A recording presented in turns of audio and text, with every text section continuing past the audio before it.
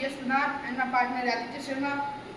We are going to explain about this Wi-Fi jammer. Yeah. तो अब ये है क्या? ये एक ESP32 है जिससे हम लोगों ने वाईफाई जैमर बनाया।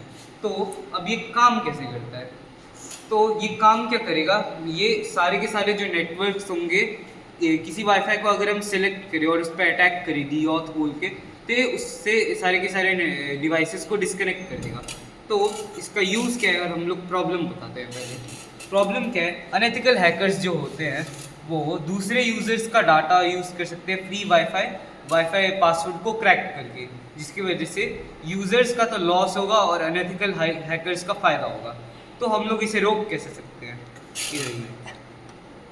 इधर आओ। ये PWNED ये वाला जो नेटवर्क है ये इस ESP32 का है। हम लोग इससे कनेक्टेड हैं। अब हम लोग स्कैन करेंगे APs को, और हाँ ये पहले ही प्रोग्राम्ड है। तो ये देखिए जितने भी वाईफाई अभी हम लोग के आसपास है वो सब दिख रहे हैं। OnePlus Nord CE4, Oppo A96, Railwired, दीपाकार, डायरेक्ट, फिर उसके बाद पोको पैड 5G।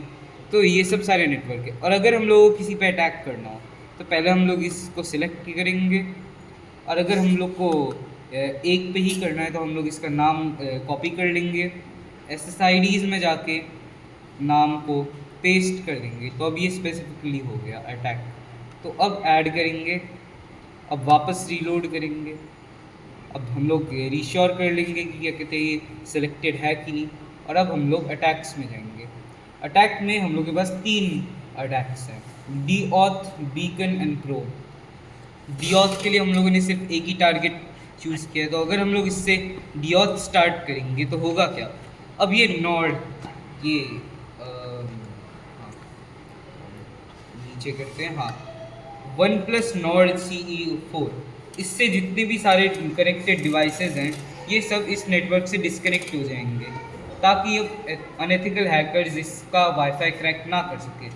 और अब अगर हम लोग को कोई और अटैक करना है, ये डीऑथ को हम लोग स्टॉप करेंगे, और अगर हम लोग बीकन स्टार्ट करेंगे तो बीकन से होगा क्या? ये एक अकेला ESP32 7-8 नेटवर्क्स बना देगा, जिसकी वजह से वाईफाई ट्रैफिक बढ़ जाएगा। और होगा क्या?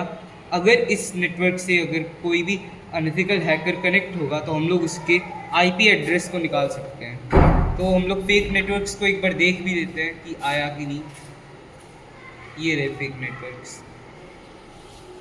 नीचे करते हैं, never gonna desert you, never gonna give you up, never gonna hurt you, never gonna let you down, never gonna make you cry, never gonna run around. ये सब जो नेटवर्क्स हैं ये सब इस अकेले ESP32 के हैं। और अब अगर हम लोग प्रोब को यूज़ करें, प्रोब से होगा क्या? अगर कोई भी हिडन नेटवर्क को किसी भी वाईफाई के अंदर, तो वो ये रिवील कर सकता है। मतलब होगा क्या? एक एग्जाम्पल देते हैं सिंपल। जैसे कि कोई क्रिमिनल अगर एक हाउस में छुप के बैठा हुआ है और इसका साथी बोल रहा है कि क्रिमिनल अंदर नहीं है, तो ये जो वाईफाई है ये फोर्स करेगा कि निकालो बाकी सारे वाईफाई नेटवर्क्स को, कि जो भी छुपे हुए नेटवर्क्स हैं उन सबको रिवील करो। तो ये प्रोब जो अटैक है इससे सारे के सारे छुपे हुए नेटवर्क्स निकल जाएंगे। तो अभी कोई छुपे हुए नेटवर्क्स तो है नहीं, तो प्रोब अटैक का भी कोई फ़ायदा नहीं है। अब इसके कॉन्स क्या है? ये सिर्फ 2.4 गीगाहर्ट्ज़ वाले नेटवर्क को ही अटैक कर सकता है। मतलब अगर कोई 5 गीगाहर्ट्ज़ वाला नेटवर्क होगा तब ये उसे हरा नहीं सकता, अटैक नहीं कर सकता।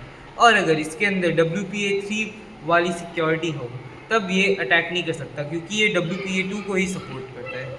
तो यही था हम लोग का प्रोजेक्ट ESP32 वाईफाई जैमर। ये एथिकल हैकर्स के लिए बहुत यूज़फुल है और ये इतने छोटे से डिवाइस में बहुत ज़्यादा पावर पैक करता है। Thank you.